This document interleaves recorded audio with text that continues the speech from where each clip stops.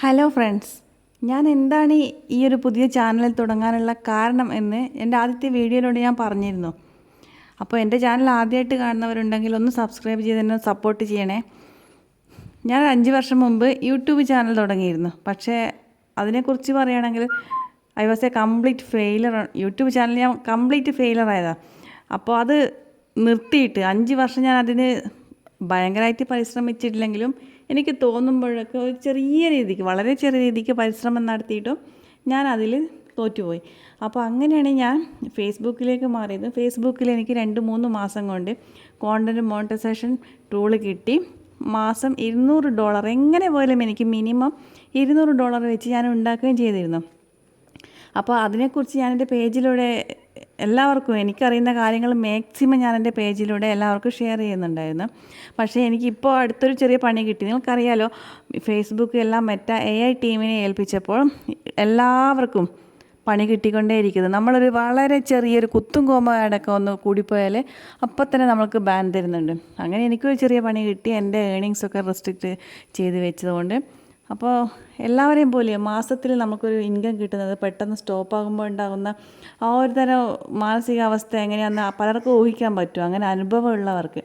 അങ്ങനെയാണ് ഞാൻ ഈ യൂട്യൂബ് ചാനൽ തുടങ്ങാം, പുതിയൊരു ചാനൽ തുടങ്ങാം. ചിലപ്പോൾ അത് സക്സസ് ആയാലോ മേ ബി വിചാരിച്ചിട്ടാണ് എൻ്റെ പഴയ ചാനലൊക്കെ വിട്ടിട്ട് ഞാൻ ഇങ്ങനൊരു പുതിയൊരു ചാനൽ തുടങ്ങിയത്. അപ്പോൾ എന്നെ സപ്പോർട്ട് ചെയ്യണേ, പറ്റുന്നവരൊക്കെ എന്നെ സപ്പോർട്ട് ചെയ്തെന്ന് സബ്സ്ക്രൈബ് ചെയ്യണേ.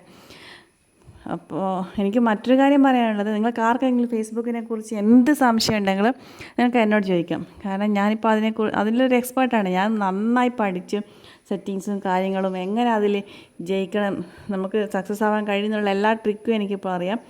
അപ്പോൾ ആർക്ക് എന്ത് സംശയം ഉണ്ടെങ്കിൽ ചോദിക്കാം. പിന്നെ ഫേസ്ബുക്കിനെ സംബന്ധിച്ച് പറയുകയാണെങ്കിൽ കുറേ പേരുണ്ട് അതിനെ മുതലെടുത്ത് ആൾക്കാരെ ചൂഷണം ചെയ്യുന്ന ആൾക്കാർ. അവരുടെയൊക്കെ വിചാരം അവരെ നേരിട്ട് മെറ്റ നിയമിച്ചിരിക്കുന്ന ആ ഒരു എംപ്ലോയി ആയിട്ട്, മെറ്റയുടെ എംപ്ലോയി ആയിട്ട് നിയമിച്ചിരിക്കുന്നു. നമ്മൾ വല്ല തെറ്റ് ചൂണ്ടിക്കാണിച്ച് നമ്മളതിനെ ചോദ്യം ചെയ്താൽ നമ്മളിട്ട് അവർ തെറിവിളിപ്പിക്കുക വീട്ടിലുള്ള ആൾക്കാരെ വെച്ചിട്ട്. അവരാണ് മെയിൻ എന്ന് കുറച്ച് അന്തം ഫാൻസിനെ ഉണ്ടാക്കി വെച്ചിട്ട് ആൾക്കാരെ തെറ്റിദ്ധരിപ്പിച്ച് മുന്നോട്ട് പോകുന്ന ഒരുപാട് ടീംസിനെ എനിക്കറിയാം. അവരുടെ വ്യൂസ് കൂട്ടും, ഈ ഫാൻസൊക്കെ കൂടി കമൻറ്റ്സ് ചെയ്യുമ്പം അവരുടെ ഇൻകം വർദ്ധിക്കുന്നല്ലാതെ ഈ ഫാൻസിന് വേണ്ടിയിട്ട് ഈ അന്തം കുന്തം ഇല്ലാത്ത ഫാൻസുകാർക്ക് ഇതുകൊണ്ട് ഒരു ഗുണവും ഇല്ല. അത്രയ്ക്കും അബദ്ധങ്ങളാണ് ഇവർ പറഞ്ഞു കൊടുക്കുന്നത് പല കാര്യങ്ങളും. എന്നാൽ ഈ ഫാൻസുകാർ ചിന്തിക്കുന്നില്ല വ്യൂസ് എങ്ങനെ കൂട്ടാം, വ്യൂസ് എവറസ്റ്റ് കൊടുമുടിയിൽ എത്തിക്കാമെന്നൊക്കെ ആയിരിക്കും ഇവർ പറഞ്ഞു കൊടുക്കുന്നത്. അപ്പോൾ ഇവരുടെ വ്യൂസ് നോക്കുകയാണെങ്കിൽ ഒരു റീൽസിനൊക്കെ കിട്ടുന്ന വ്യൂസ് ജസ്റ്റ് ഒരു 1000-ന് താഴെ അല്ലെങ്കിൽ 1200 ആയിരിക്കും.